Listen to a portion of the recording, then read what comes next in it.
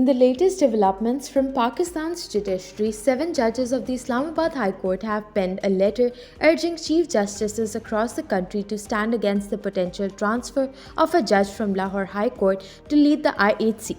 The letter expresses concern that such a transfer would violate constitutional principles and threaten the independence of the judiciary. The judges argue that the seniority system, which has traditionally determined the appointment of Chief Justices, would be undermined, creating friction within the court and disrupting its smooth functioning.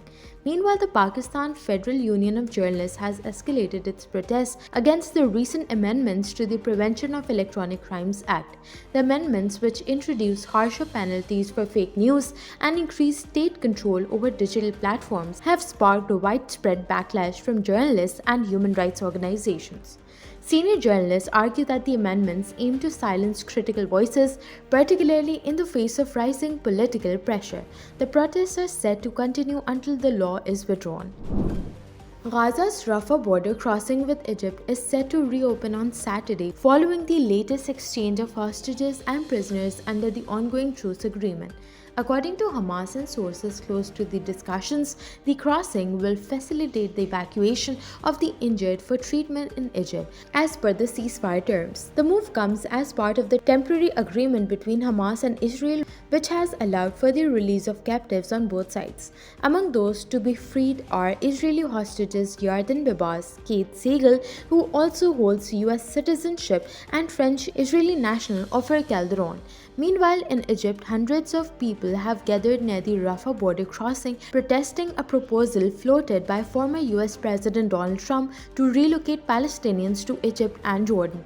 Egyptian state media aired footage of demonstrators waving Egyptian and Palestinian flags, rejecting any forced displacement from Gaza. Trump, who initially suggested the plan last week, doubled down on his stance, insisting regional states should comply due to US support.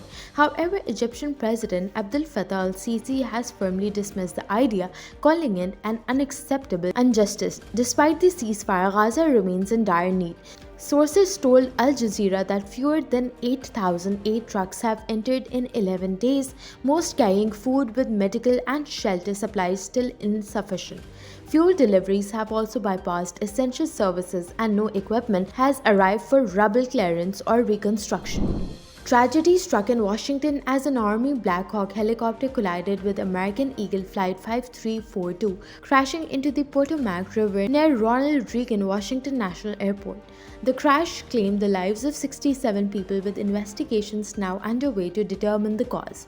President Donald Trump, in a Truth Social post, claimed the Black Hawk was flying far above the 200-foot altitude limit for military helicopters in the area, suggesting it was a major factor in the crash. However, the Army has not yet commented on his statement. US Defense Secretary Pete Hegseth acknowledged that altitude may have played a role, but urged caution, saying the investigation remains inconclusive.